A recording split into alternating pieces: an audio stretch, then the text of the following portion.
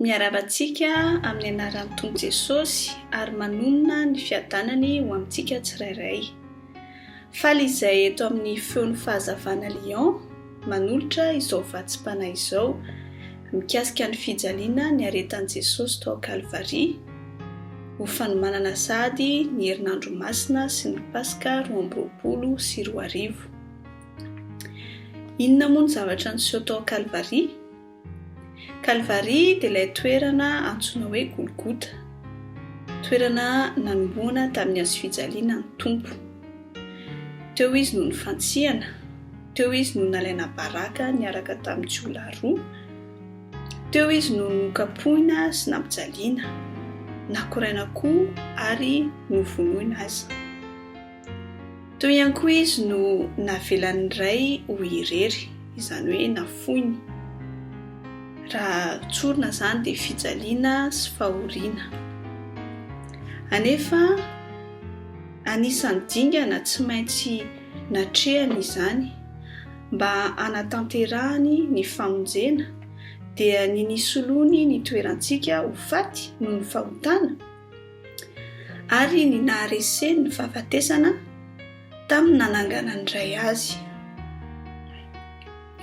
Vitany antsakany sy andavany tokoa no niatrika izany fotoana mafy izany noho ny fanekeny tsy misy pentina ny iraka napetraky ny iray Andriamanitra taminy.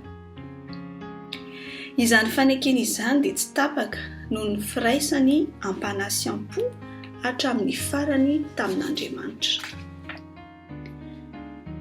Vitany tokoa ny nitazona ny fanekeny noho ny fahatokisany sy ny finoany ny fandaharan'Andriamanitra dia tsy inona izany fa ny sitrapony hanavotana antsika olombelona satria tiany isika. Tiantsika tokoa Andriamanitra satria hatramin'ny fahafoizany zanany latokana aza nataony ho famonjenantsika. Izany vaovao mahafaly izany ary no tianay zaraina anio amin'ny alalan'ny hira nindramina tamin'ny Joseph Taf, mitondra ny lohateny hoe Kalvaria. Ninona toe-javatra mety diavinao amin'izao fotoana izao dia tadidio fa hitan'i Jesosy izany ary tsapany tanteraka noho izy efa niaina izany. Tsarovy koa fa ny fitiavan'Andriamanitra sy ny fisehony dia mahery sy lehibe, tsy takatry ny saina, afaka manampy antsika miatrika ny fahasarontana rehetrarehetra, indrindrandrindra eo anatrehan'ny ratsy. Ny fankatoavana ny sitrapon'Andriamanitra ary ny firaisana am-panahy aminy amin'ny alalan'ny vavaka sy ny fandinihana ny tenin'Andriamanitra no lalana sy fiadiana hiatrehana amin'ny toe-javatra mafy hiaretana. Ny fanahy masina koa dia manampy antsika anao sy hiatrika izany. Mahay rezatrany ary fa tiantsika Andriamanitra ary Jesosy manome antsika ny fiadanany. Fa ny teny amin'ny hazo fijaliana dia fahadalana ho an'izay very, fa herin'Andriamanitra kosa amintsika izay ho vonjena. Korinthiana 1:1-9. Amen.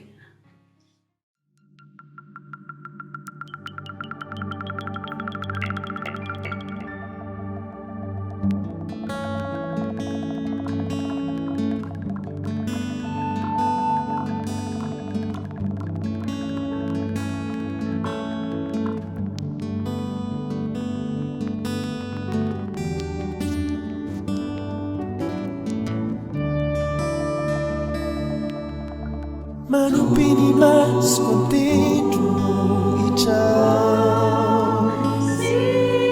aviais amor ni famonjena ilay panjakany voninahitra nandony vidiny hoay niositra tao Kalvaria. Toitako ianao fofantsika io le tonga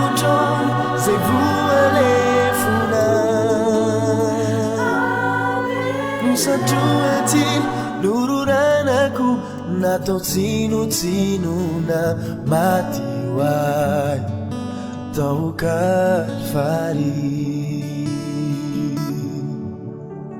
Inirana winni lay niaretanao ilay azo fijalinny de mafitaminao fa ianao irery ihany ianao ihany no navidy izany.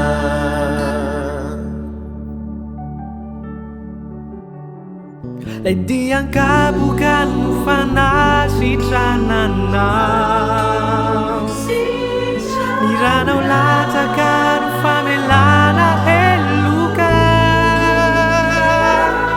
ianao lay vato izay no lavin'olona nefa tonga fizoro zanak'ondry n'Andriamanitra. Iniranao inni lay niaretanao ilay azo fitalinny de mafitaninao fa ianao irery ihany ianao ihany no navidy izany.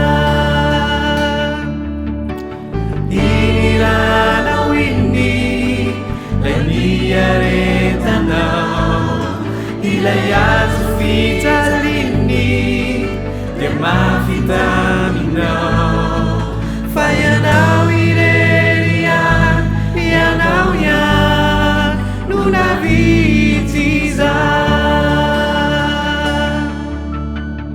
Ute sosio anao ni de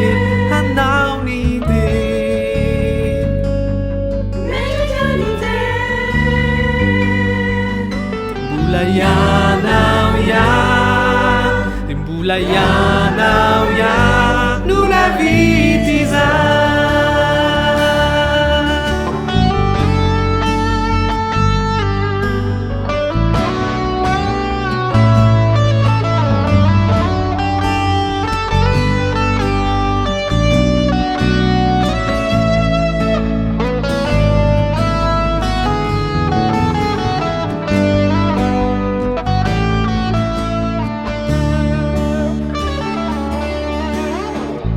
Iniranao inni lay niaretanao ilay azo fijalinny lay mafitaminao fa ianao irery ihany ianao ihany no navidy izany.